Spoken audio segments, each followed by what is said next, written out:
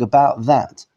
What about leaning one book on another book? Yeah, we did. Excellent. Like learning by the first. Yeah, so like there's a beautiful debate about what's the lower book saying?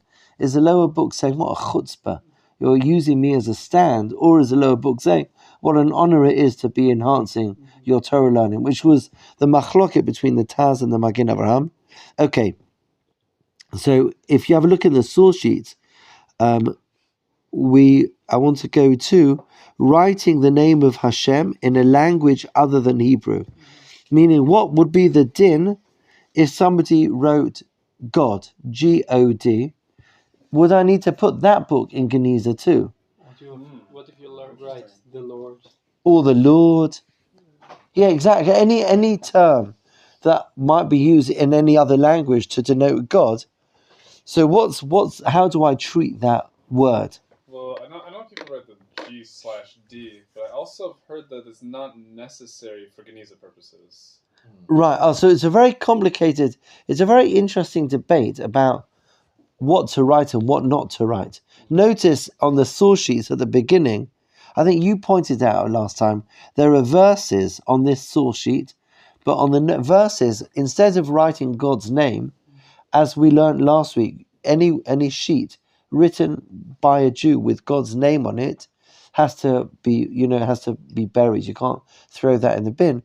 So the verses that we put on the sheets come from a program, and they alter the name of God on the sheet. So instead of putting Yud K, instead of, the God name of Hashem is Yud Hey, and then Vav Hey, that's God's name. So it's Yud Kuf, Vav Kuf. Yeah, right. And therefore you avoid God's name, and therefore this sheet doesn't contain God's name. And when you read it, you know that means Hashem's name. You follow? Anyway. Yaakov by mistake. I think most people who are reading it would know. Oh, really? For sure, yeah. It was very early on. Uh-huh. Yeah, of course. Seen it before. Yeah, but how would you have ever known anything else? I mean, it makes perfect sense that you would. The thing is, what happens is a sefer written by a non-Jew. So that's different. We discussed this last week, actually.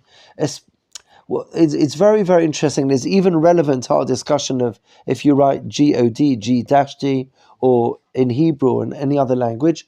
So there seems to be, based on the Rambam that we looked at last week, actually, there seemed to be two aspects that would turn a piece of paper into a holy text. One is the word, but then also the intention of the writer of the word. So I mentioned last week how, as children, we used to get these in school. It was terrible. It wasn't in school.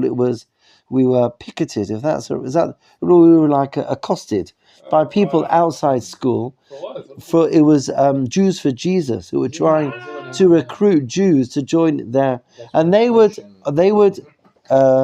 give out Jewish books. With the full name. Yeah, with God's name, and our teachers would take great pride in collecting the books afterwards and destroying them. No, not in Geniza, because it's not what makes it holy is not only God's name, but if God's name was written by somebody who doesn't believe in God, so then that name does not achieve the holiness that it that would otherwise have. So there's two components. It's the writing and the writer.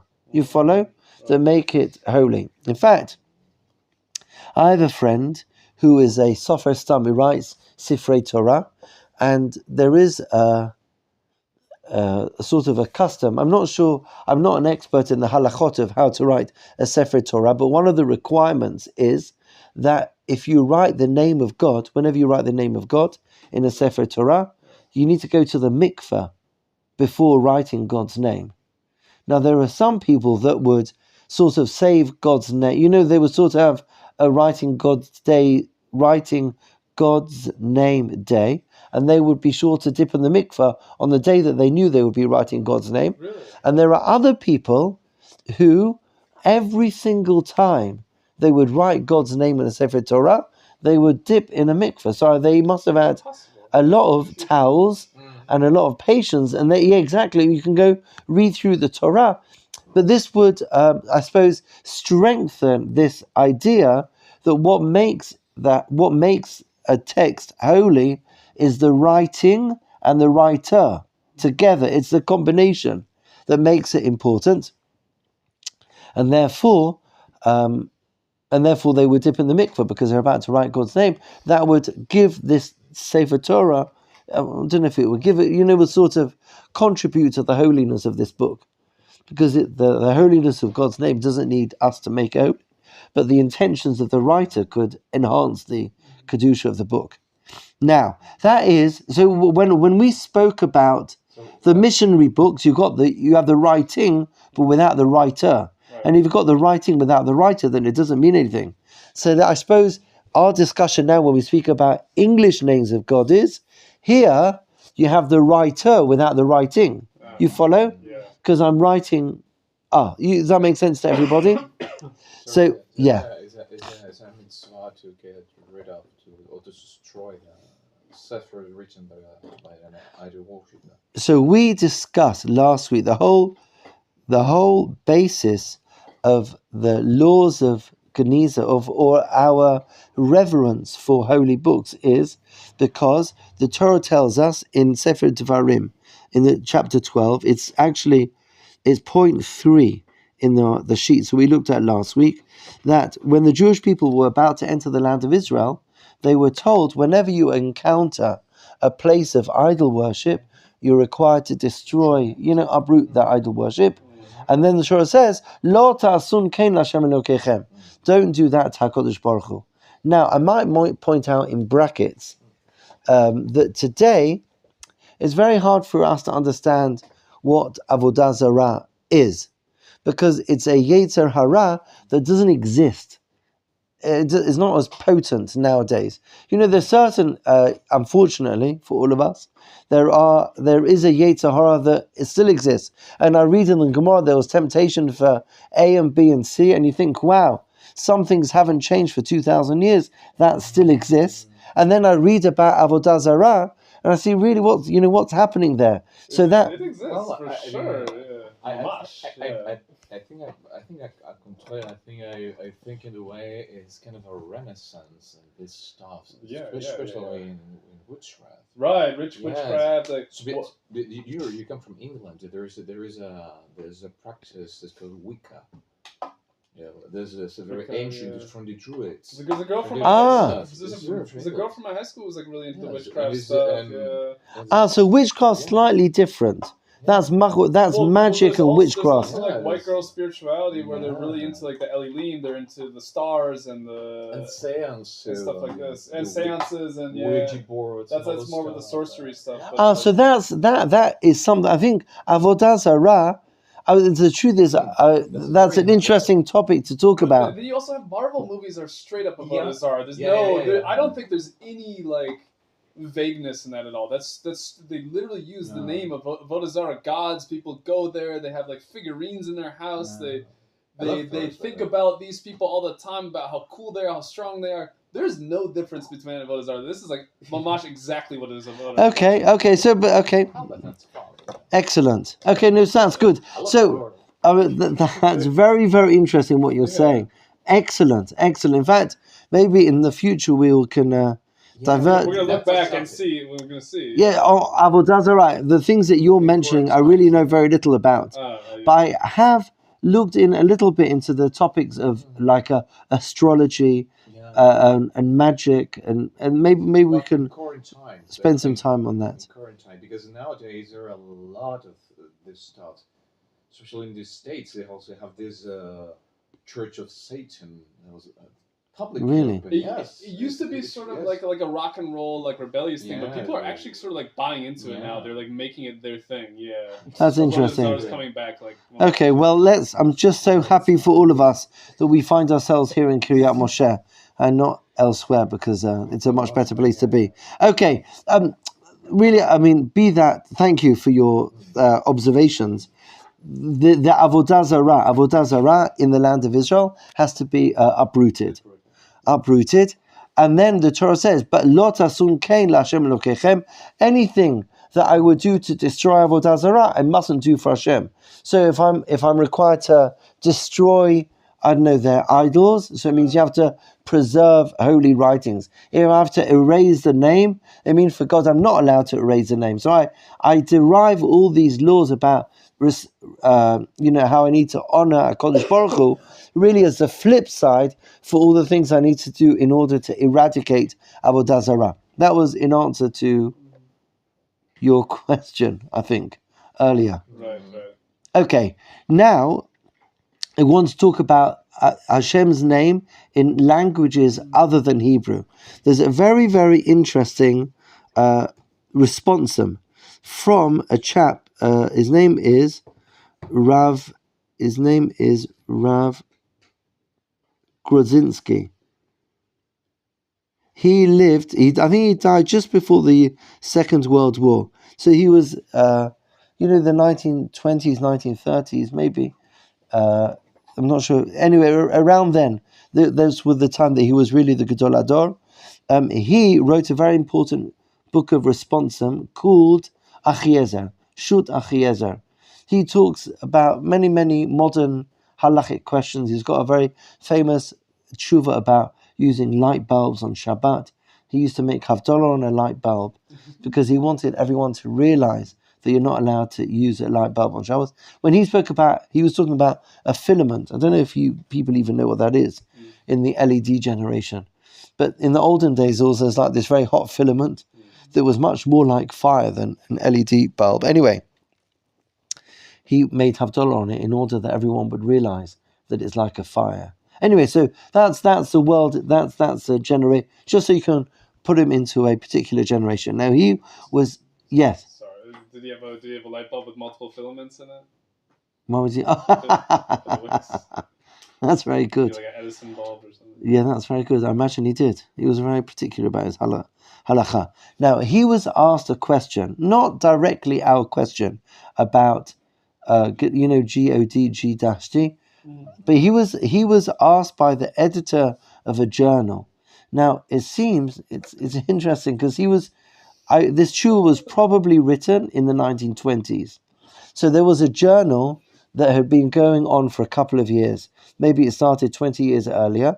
And in this journal, which was in German, because this is what the world they were living in, when they wanted to write about God, they wrote G-O-D. I think the spelling in German, G-O-T-T. Oh, you are such a gift. You are such a gift. What would we do, Shushan? So that's what they wrote, G-O-T-T, no G-T-T, G-O-T-T. And he was asked, should they change from G-O-T-T to G-T-T? And for either of them, do they need to put this magazine in a Geniza when they finish reading it, because it's in English, never, but will they need to put that into Geniza? You hear the question? Okay. So, the truth is, before we get to the Shut as Achiezer, we're going to look at the Shach. The Shach is a commentary on the Shulchan Aruch. The Shulchan Aruch never wrote about writing God's name in languages other than Hebrew.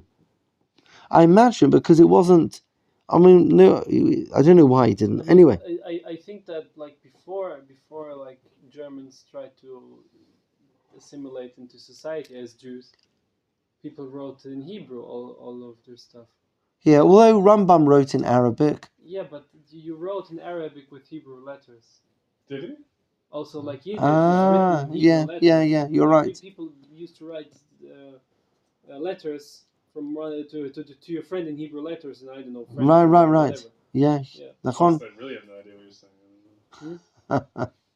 Okay, so the Shach, if you have a look in point number 4, can you see writing the name of Hashem in languages other than Hebrew? The Shach writes, Aval Hashem b'lashon hakodesh hu Shem, meaning what's forbidden. Everything we discussed about Geniza is only if you write God's name in the holy tongue, which is Hebrew. Aval b'lashon chol, in a non-Hebrew language, eino shem klal.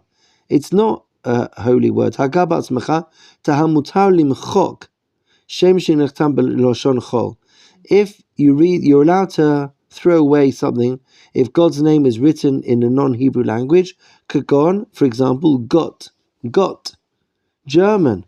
Isn't that amazing? Belashon Ashkenaz or Bog. Any Russian speakers here? Nachon Bog. Bog is or Bogin. He writes in Polish or Russian. So according to the Shach, the only problem is writing God's name in Hebrew.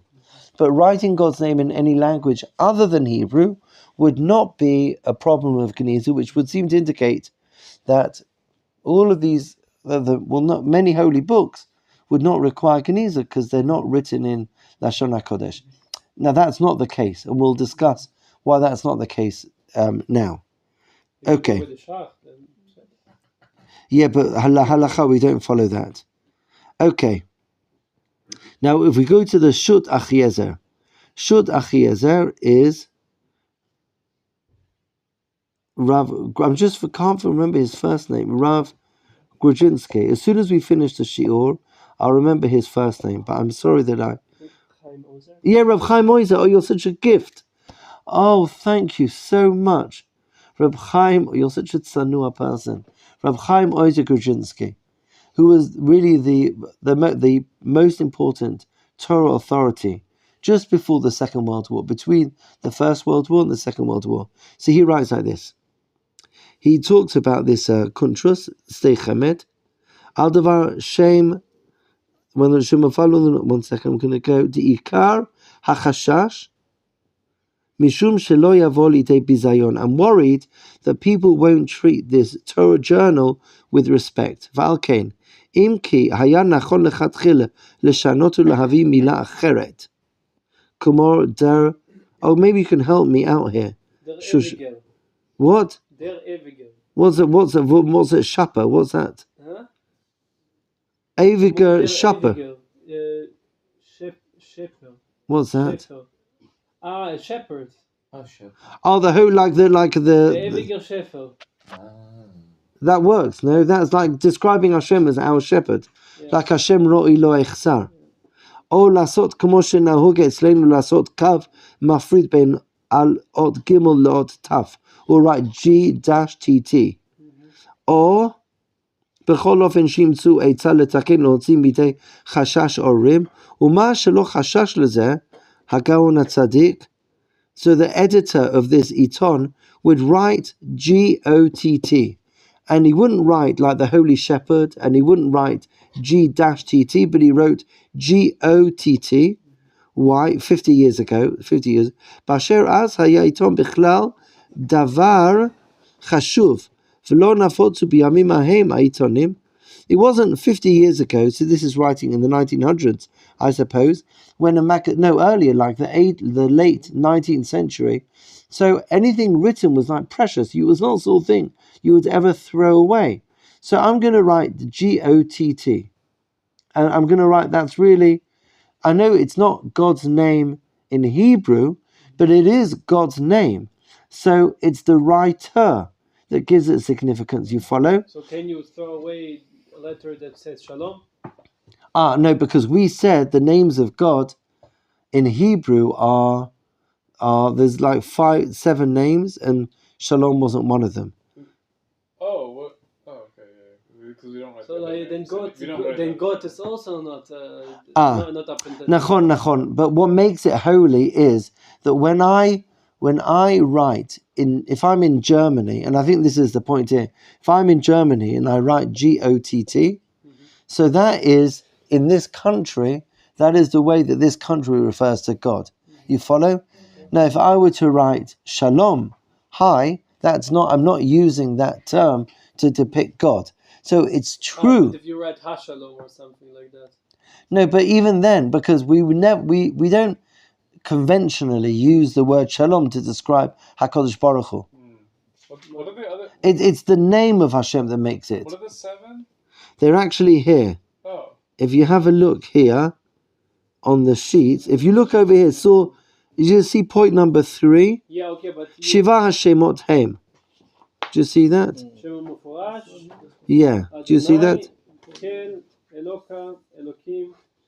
Elokai, Shakai, Tzvaot. But if you like a lot of people write Harachaman. So Uh-huh. no. Harachaman for to mention God. Right. Yeah. Okay, so that would be a bit like the GOTT. Mm-hmm. Nachon? Yeah. Okay, well, I'm going to go. I just want to finish what he's saying over here. He's saying in those days, so let's say he wrote in the 1920s, so 50 years ago was the 1870s, right? 1870s, people were not throwing away magazines. They were priceless items, right? Nagubo min hakavod. People would treat them with respect, and therefore they felt it was possible to write GOTT because I know that by printing GOTT in this magazine, it won't lead this publication to no one's going to use it to line their chips when they buy fish and chips. You know what I mean? They're going to keep this magazine. You follow what I mean? They weren't using it to line shelves. They were in the 1870s. A magazine was a valued item. But 50 years later, 1920s, when people were, I imagine, it seems as Rav Chaim Oizer is pointing out, where people were printing much more regularly, so then the possibility of a lack of respect for the text rose, and therefore they became more cautious in the way they wrote things that were written for one-time use. You follow?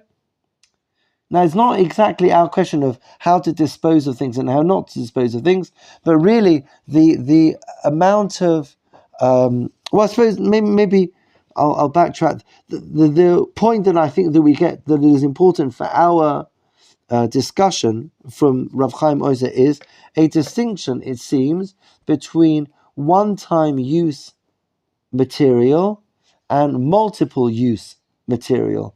I might say that's the difference between an alon, like a newspaper, or the sedra sheets that people give out, that the expectation is I'm going to read it on Shabbat, and then I'm not going to read, then by next week I'll look for next week's sedra sheet, as opposed to a book that when I finish reading, I put it on the bookshelf. You follow?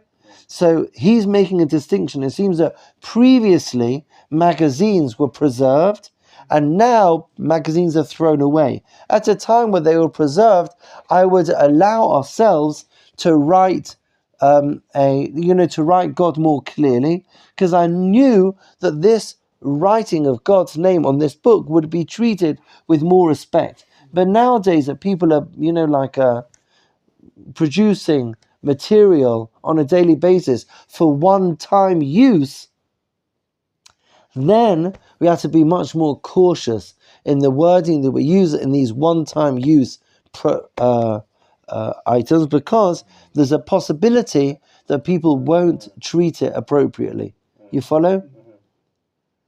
Okay, so that's his distinction. נהגו מן הכבוד, מכל מקום עם דבר קשה אצלם לתקן ולשנות כלפי הנהוג, אפשר לצטט עיתון שהוא חשוב. אינם נוהגים בו מנהג ביזיון, כפי שיש בו דברי תורה ופסוקים. So he says, if you're able to change it, that's good. But if you're not able to change it, says Rav Chaim Oizer Gudzinski, you can assume that your particular magazine is of such high quality that people wouldn't throw it away. Does that make sense to you? Okay. So what we've learned from Chaim Oizer Gudzinski is that there does seem to be holiness attributed to non-Hebrew references to God's name. And the reason why there would be holiness attributed to non-Hebrew references to God's name is because it's not just about the writing, it's about the writer. And therefore, if I'm writing a Devar Torah in French or German or Spanish, it doesn't matter what I'm writing Divrei Torah. Therefore, that piece of paper becomes a holy item because it's an item of Torah. But there seems to be a distinction between one-time use and multiple time. If I'm making multiple use, then it's really a Sefer Kodesh. But if I'm using it for a one-time use, I need to be much more careful in the words that I use, because people may not keep it. People may not preserve it afterwards. Is that clear to everybody? Joy, happiness? Questions until now? Okay. We're going to try to come to what would be the law nowadays. Okay. Sir, maybe I messed it up, but I just wanted to ask this question. Sure. About the Brit Hadash that the Catholic is spreading. It's actually written in Hebrew, and on top of it, there's like a Chumash and there's like a Tanakh, like as a whole. Oh, you mean if you get like a double, like the old, well, we call it the Tanakh. Yeah, but on it's actually attached underneath the Tanakh. Yeah, so that I'm afraid to say. Oh, so that is, it's a bit complicated. That there on that issue, there may be an argument. The majority believe that there's no holiness at all in it. It's horribly translated and intentionally edited as well. Even though the name of Hashem is explicitly. Yeah, so that is exactly what they were handing out to us in school, and we would hand it to our teachers, and they would written in Hebrew, and they were beautiful. They were very, very nice. You know, it wasn't nice at all. It was terrible. It was manipulative and evil. But they invested a lot of money in it, and our teachers would burn them in front of us in order to, I suppose, to impart in us, little children, how dangerous it was and how much it needs to be destroyed. And it was a very, very powerful image to see your teacher burning God's name, because what they're saying is that this isn't, you know, like we were saying, there's the writing and the writer. And if the writer is not referring to HaKadosh Baruch Hu, then there's no then that word doesn't have holiness. Does that make sense? Thank you. Yeah. No, it's very powerful. I was gifted. I was at the hostel in Tveria, and I was gifted. Somebody was like, "Hey, do you want a Tanakh?" I said, "Oh, great, yeah, I don't have a Tanakh." And she's like, "Okay, I'll go get one for you." And she went, she got one, she brought it back. She's like, "Here you go." And I looked at it, I was like, "Okay." I opened the box. It's like black leather with like gold on the outside. I'm like, "This doesn't look good." And I opened it up, and I opened the first page, like the intro. It's like, by royal decree of His Majesty King blah blah blah blah blah. King James, the King James's Bible. Through the Society for Distributing Hebrew Scripture to the Jews. I was like, okay, I can't do this. Oh, excellent! So you could have given it to our teacher. He would have. I just left it there. Okay, I can't. Yeah, so that's exactly this. But I think it's a very, very important, like what makes. You know, like we talk about Torah Chaim, the living Torah. I like this, by connecting the writing with the writer, we're sort of like bringing it to today. You know what I mean? It's not like an ancient thing from times past, but it's alive because it depends on the writer, not just the writing. You follow? It's a beautiful fusion between two different aspects of what make a Sefer Torah holy, is both the writing and the writer. And if you have the writing without the writer and the writer without, then neither of them reach the level of a Sefer Torah. Is that clear to you? Okay. Now, okay, so having spoken about God's name, we've already entered this discussion, which is about what to do with worn books. You know, how do we treat them when they've come to the end of their useful time? So the Shulchan Aruch has got a very, very important halakha. If you have a look in point number 5, a Sefer Torah she'bala, a Sefer Torah that is worn, or nifsal, no longer fit for use. Notnim oto bikli cheres, is placed in a clay container for kovrin oto, and it's buried etzel tamid chacham, buried next to a tzaddik. V'zu hi genizato, and that is the way to appropriately, end the life of a Sefer Torah. It's a very, very powerful imagery. You take it, you put it in a kli, you bury it. You bury a Sefer Torah, and now that's referring to a Sefer Torah. But then other holy writings are put in with the Sefer Torah and buried with it. I'll just tell you something very, very cute about Geniza. And, in the old city, Srid Beit Mikdashenu, the Kotel, people put notes. And I don't know if you've ever noticed, but Jews have been putting notes in the Kotel for many, many years. And yet somebody can come and find a spot. Like for 200 years, no one saw that spot. So twice a year, did you know that? Twice a year, the notes are cleared out. Did you know that? Yeah. Twice a year, they're cleared out. Before Pesach and before Sukkot. And do you know where they take the notes? The notes are buried in a Geniza. Isn't that holy?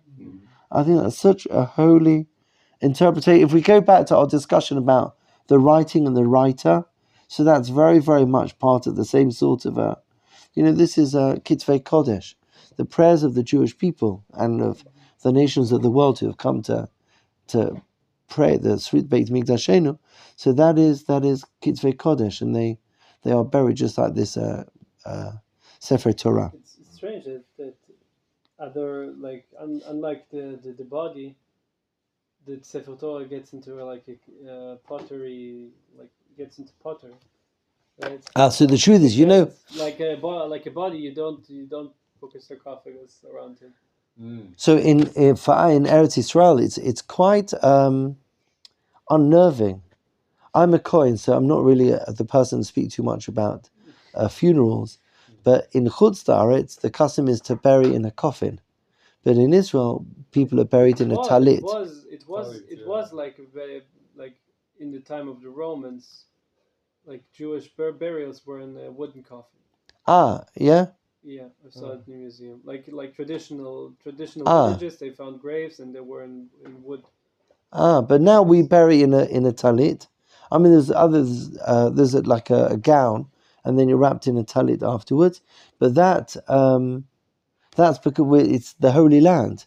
So you want this holy neshama, this tzelem Elokim, this person that's left this world, to be connected to the land, because like returning to the land. So that's why they're not buried in coffins here in Israel. Yeah, but the Sefer Torah is.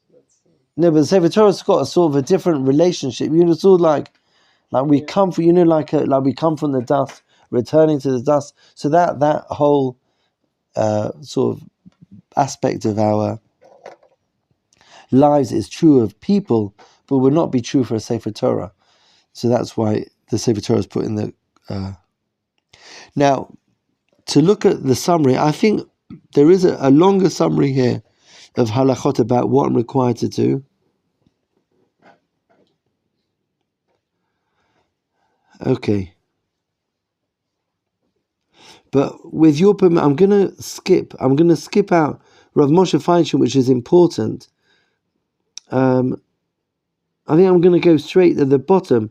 There's, you know what, I will do a little bit of it, because he talks more about books, and the Pinine Halacha, the bottom, talks more about Sedra sheets and other things. Like like stuff like we have nowadays, like the sheets that some of you have here. But the Igrot Moshe only talks about books. If you go to the bottom of the Igrot Moshe, the last paragraph, Ule'inyan Ma'aseh, it's clear to me, as I've written, V'yesh le'etzor b'chum Hashem v'sifrei Tanakh, shebahem nintzeim shemot, v'chem sidurim me'elu, shematbisim b'shemot mamash, aval me'asfarim shebatorah sheba'al peh, shehem mishnayot ha'gemara, משני התלמודים וכל ספרי רבותינו הראשונים והאחרונים והספרים שנדפסו מחכמי הזמן וכל הירחונים שנקראו לא שייך שילמדו ויענו בהם אף ששייך שילמדו מהם לפעמים, אך ברור שלא ילמדו ולא יענו בהם כאיזה דפים שלמים נמי מותר, אבל לעשות כן למעשה תדבר מזה עם עוד גדול. Okay. So he writes about like disposing books, because the trouble, what's happened is that we've got lots of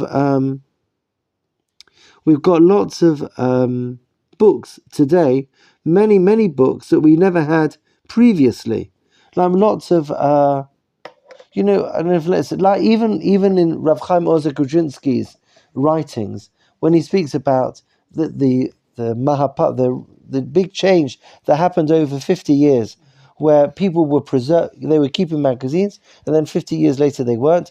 If in 1920s they weren't keeping magazines, so now 100 years later, even more so, that people are producing stuff, and just the world will be full of a Geniza if all we're doing is burying everything, treating every Torah book like we would treat a Geniza, like we would treat a Sefer Torah. So he's asking about publications, even Mishnah or Gemara. Does everything need to be buried in a Geniza? Or are there some things that could be sent for paper recycling? Because paper recycling is sort of an intermediary state. It's not, like you might say, it's not respectful for me to take these Torah items and throw them in the bin with all the dirt. But they're like we have in Jerusalem and all around the world. There are paper recycling plants. Like next to a photocopier. So you take the paper, it's all treated. It's no bad. It's not disrespectful. It gets recycled into toilet paper. Could be also, right? No, but then no, but that's true. But no, but these that's a good point. No, but these papers, once if it doesn't contain God's name on it or no psukim, so I think that the paper processing, the paper recycling process is like a what do you call it? Where you go reboot. Where you go back. It's not like you no longer recall the original book. Meaning that it's a Gilgal of the book. Yeah, exactly. There's really no trace of the original book when you do. So that will be less of a concern. To take a Torah book and to put it in the bin is one thing, but to put it into a paper recycling plant where afterwards it will be treated, and then it will, like you say, a Gilgal, it will then become something new that never existed before. That might be a better way to dispose of some Torah books. So Rav Moshe Feinstein was asked, in what situations may I be allowed to recycle in that way? And what Rav Moshe Feinstein said was quite hesitant, but he said, I'd like to check this up with my friends, meaning like to consult with other rabbis, but he seems open to the idea of where the holiness is the writer, but not the writing. So there's no name of God, and other things that we've discussed that would make it, certainly a Geniza worthy book. Then there may be a possibility of using those books and recycling them rather than putting them into Geniza, because it's true that they don't deserve to be thrown away like every other book. Like you would dispose of garbage.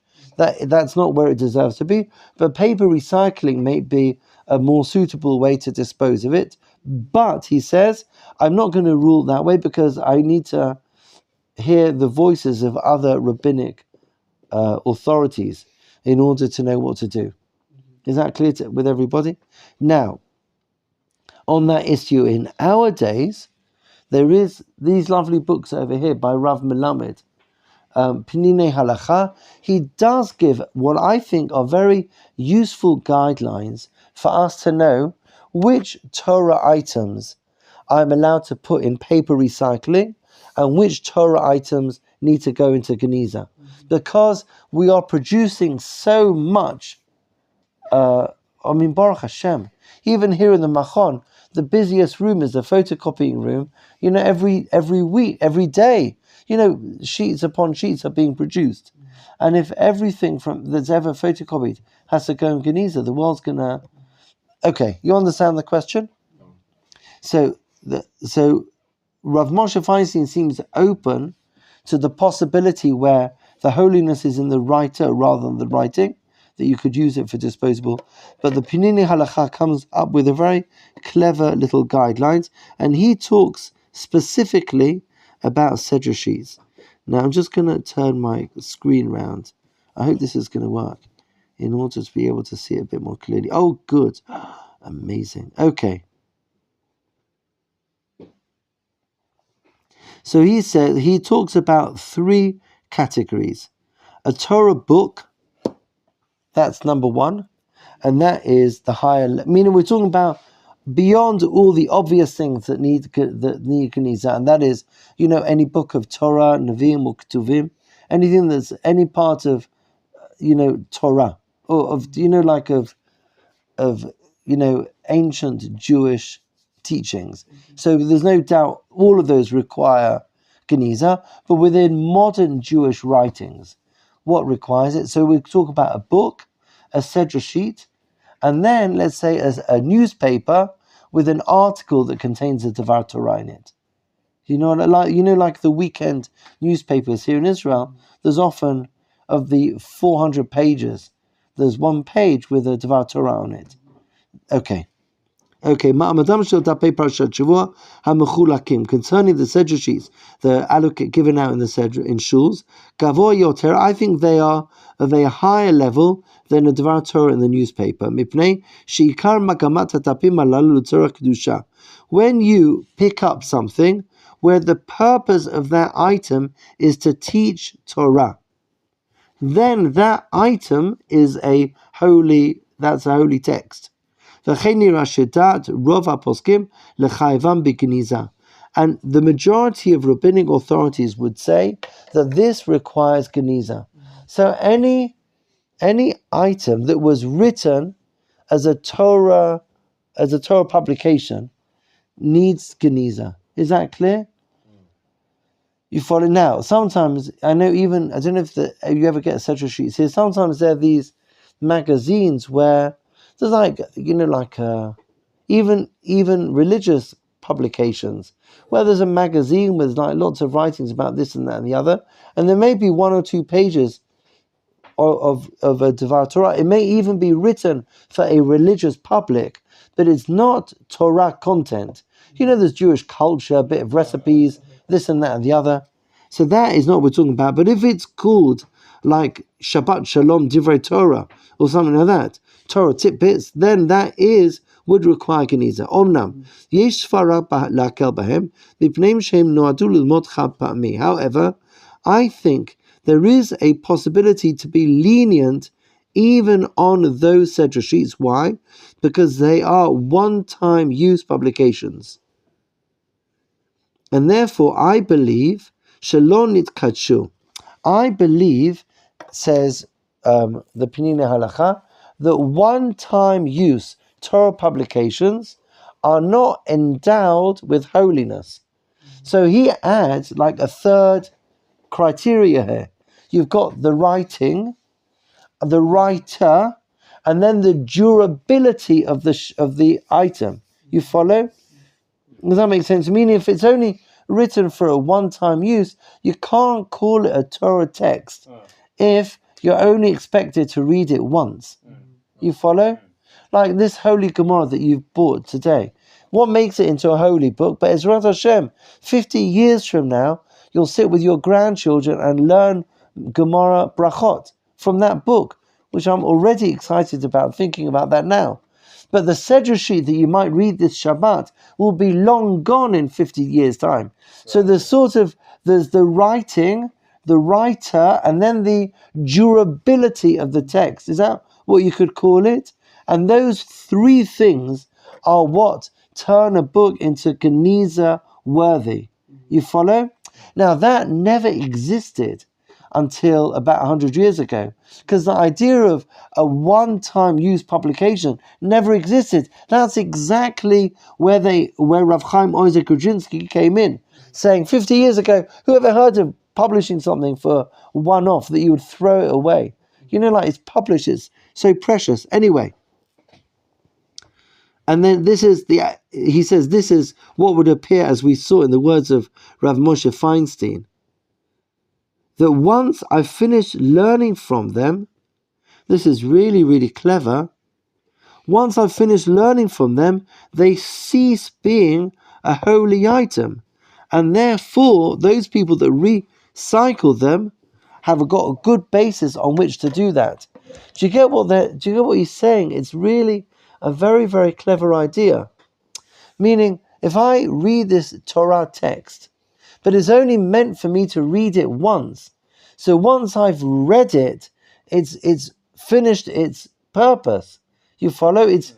And therefore it doesn't maintain its holy, I don't know what it is, status. And therefore, all Torah, all one-time use, Just Torah publications that do not contain the name of God, because we're only talking about things that don't contain the name of God and don't have any other, sort of a Torah idea that doesn't contain the name of God. Because the name of God, we already read, you're not allowed to erase the name of God. But assuming it's a one-time use Torah idea, especially if it's written in a language other than Hebrew, can be sent to a recycling, because it's true you've got the writing and the writer, but you haven't got the durability that would make it into a holy book. Does that make sense to you? I just want to tell you a quick story before we finish this. There's a beautiful story about the Chavetz Chaim. And the Chavetz Chaim lived 100 years ago.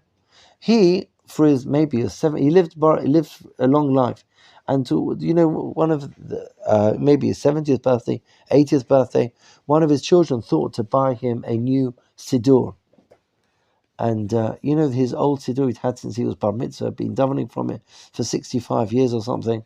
Like every page was like worn, and like it was. I know things were missing here and there. It was like it was a worn out book. It was like a filing going through. She wasn't bound at all anymore. The best thing for him would be getting a new book. Anyway, his family bought him a new book, and then the day after he received this gift, they saw him using his old siddur. Well, what's going on here? We just bought you this amazing, beautiful siddur. So he said, you don't understand that siddur, like it contains, and I think we could all understand this, the pages of this book contain 65 years of tears, 65 years of prayers, 65 years of dreams, 65 years of 1,000 different powerful things are in these pages. That makes this book holy. It's the flip side of what we're talking about right now. Like, what makes the book holy isn't just the writing and the writer, but it's the fact that it's there, and I learned it last week, and I will learn it next week. And Be'ezrat Hashem, in many years' time, you'll be learning this Gemara with your grandchildren. That's what makes it into a holy book. It's not just the writing and the writer, but it's also the durability that I'm going to go back to it again and again and again. So why would I exchange this holy book that's got 65 years of tefillot in it with a book that's just come off the shelf? You follow? But that's the same concept as what the Pinine Halacha is talking about over here. When an item is produced for a one-time use, so it doesn't maintain that holiness. Why didn't Even he just thank you Huh? Why didn't he just say thank you and put it in his shelf? Probably did say thank you. I'm sure he did say thank you as well. Anyway, I'm sure he did. No, but I think the idea, the point of the story was more just to appreciate the holiness of, absorbing holiness. So he says those people, based on really the rationale which I think is quite a strong rationale, any one-time use Torah article that does not contain the name of God, Sedra sheets, newspaper, everything can be put into Geniza. Is that clear to everybody? Also based on the writings of Rav Moshe Feinstein. However, he says, nevertheless, la'niyut da'ati, I believe, שנכון לנהוג לכתחילה שאם רוב הגיליון מוקדש לפרסום וזו מגמתו דינו כעיתון ואפשר להניחו באופן מחובר בפח ואם עיקרו לקדושה נכון לגונזו. Nevertheless, I would suggest the following distinction. I would say that if the majority of the text is Torah, then even if it's one time, it should go to Geniza. And if the majority of the text is not Torah, then if it's one time, it can go for recycling. You follow? But you couldn't put like one of these Torah magazines in the Geniza on the week that it's relevant, though. Say that again. Think you couldn't put it in the Geniza on the week that it's relevant for. Like, say if you have like excess copies, you wouldn't be able. I wouldn't think you'd be able to. Sorry. Let me say, like, I think if you wanted to get rid of them, you'd have to put them in the Geniza that week. They were so relevant, no? Because they were so. Oh, you need to put them in the Geniza. Like if it's like an edition that's still like people would still read. Because then it's still. Oh, I see. You mean you can only do it on Motzei Shabbat? Yeah, like after the fact. Oh, that's very clever. I don't know if the situation would ever arise, but I don't know, or if that's the case. No, I do see what. Yeah, no, it's a funny distinction. I want to summarize that. Okay, so everybody agrees that something that's the writing and the writer is holy needs Geniza. So obviously Sefer Torah, any of the ancient Jewish texts need Geniza. There's no question about them. And we would also say every Jewish book requires Geniza. Every Torah book, not a book of Jewish history, but a book where the point of the book is to teach a Torah idea. So every Jewish book in any language would require Geniza. And we discussed about G-O-D, G-T. It seems to be that there's no major difference between them in terms of whether it requires Geniza or whether it does not require Geniza. If it's a one-time use, and if you're writing in a Sedra sheet on a one-time use, it might be better to write G-D rather than G-O-D to make it easier for other people to put it into a. But it doesn't really make a difference, as Rav Chaim Oizer pointed out, what language you're writing in. So all holy writings, all holy books. Now, the only question for Geniza is one-time use productions. So one-time use productions, there's two ways to look at it. One way to look at it is, as soon as I finished reading this one-time use item, so it's no longer a Torah text, because I'm not going to refer back to it again. It's provided its Torah use, and therefore I could use it, I could send it for recycling. And that's based on the position of Rav Moshe Feinstein, and it's also cited by Rav Melamed in Pinini Halacha. But he suggests within the one-time use publications to make a distinction. If it's a one-time use publication where when you flick through the publication, the majority of the pages are Divrei Torah, then you should put it in Geniza. And when you flick through it and the majority of the pages are not Divrei Torah, then you can send it for recycling. Is that clear? And I would suggest that would be the best way to go. So every book of Torah content requires Geniza. Within one-time items, if it's majority Torah, Geniza. Majority not Torah, no Geniza. Any questions? Joy, yes? I feel like there's a white elephant here. I know it's been talked about, but the Torah is written by, like a Sefer Torah written by Reform or conservative Jews. Oh my gosh, that is a good question. I imagine. So the truth, there's a very, very complicated question there. Yeah, with really very like. I mean, they're Jewish. Their intent is what's their intent for to study it, to use it in liturgy. So I had to say terrible. I mean, unfortunately, some of them would be on that. Well, you could put them maybe like a Sadokim, like they would just like some of these would completely reject the Torah Shebal Peh. Yeah, so then so that's like an individual a Jew. Again, we said when we spoke about the writer and the writing in general, for a Sefer Torah, a Sefer Torah to have the sanctity of a Sefer Torah has to be written by an observant Jew. Has to be a male Jew. It has to be written by a Sofer Stam, and any Sefer Torah that wasn't written by a Sofer Stam does not have the din of a Sefer Torah. It's like this. So I'm guessing. What about Geniza? Even if it's not a Sefer Torah, but still, then it would be like another writing. I'm not sure it would, but because it's a part of a bigger question about the belief systems of different groups within the Jewish world, which I think is not what we're going to talk about now. So we'll pause there. I just don't know what you do with. Okay, so if it doesn't have the din of a Sefer Torah, what would you do with it then? Put it in Geniza, like a normal book. You just put like a normal book in a Geniza. I'm not. I don't know if it would. Don't know if it would need Geniza. That's like a Reform publisher. That didn't do something horrible or something, right? Like a normal Reform publisher. Like somebody believes in God. Does a Tanakh, believes in God, doesn't do every mitzvah. So I'll tell you something very, very sweet. I think that's good enough for Geniza, no? I'll ignore your question, but I'll tell you a story. And the story is, there's a question asked by Rav Moshe Feinstein. Somebody asked Rav Moshe Feinstein if somebody who is, part of doesn't necessarily, he's a Jew, but doesn't necessarily believe in Torah from heaven, would you be allowed to call them up to the Torah? Because when we get called up to Torah, you say, Asher bachar banu mikol ha'amim, v'natan lanu et Torato, baruch atah Hashem. It would be a bracha. How do you say? No, Yeah, bracha levatala. Bachar banu as anu as the am, not as you personally. Yeah, but too. who's the you? That he personally too. Who's doing the giving in the case? Even God is doing the giving to his people. But they don't believe that. So let me tell you what Rav Moshe Feinstein said. Rav Moshe Feinstein, on asked, are you allowed to call this person up to the Torah? His answer is Yes. yes. His answer is yes. Do you know why his answer is yes? You should never ever judge another Jew.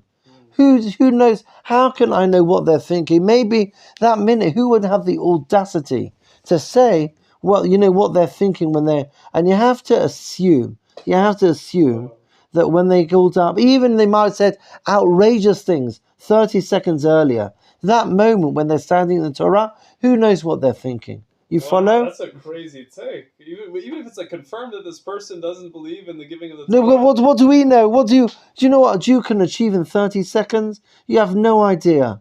So Rav Moshe Feinstein said you're allowed to call him up, and I know that's not answering your question, but I think it's such a beautiful idea. Wow. That halavai we should be able to, focus on the incredible things that the Jewish people do as a whole, and through that we'll bring the Mashiach very soon. Even to the Jewish people as a whole. Absolutely. Also to him. Absolutely. Nachon. So, Absolutely. regardless of what the person believes in this moment. Quite right. Absolutely. But you never know. We would never have the audacity to. You always have to assume that they are. That they're doing the best. You have no right to assume anything other than that. Even if a minute earlier they said something else. Beseda. So I don't know. It's not assuming. We're not assuming. This is we're saying this person's confirmed. Doesn't believe. So it's not amazing what trust we have in people. If he has a Do you know what I mean? Like this, if that guy, the ability. I'm sorry, the ability of anybody to change, to grow, to develop in the split second. Terrifying. If he has a cherem, God forbid, then you're not even allowed to answer. So that's a bit more complicated. Yeah, we're not gonna. Yeah. But thank God we don't live in a world of cherem nowadays, and therefore we can pull out Rav Moshe Feinstein. You wouldn't bring him up. I have a lot of questions. So sorry for taking all the time. This is such a joy. But I think maybe we'll pause if you don't mind, people. Yeah.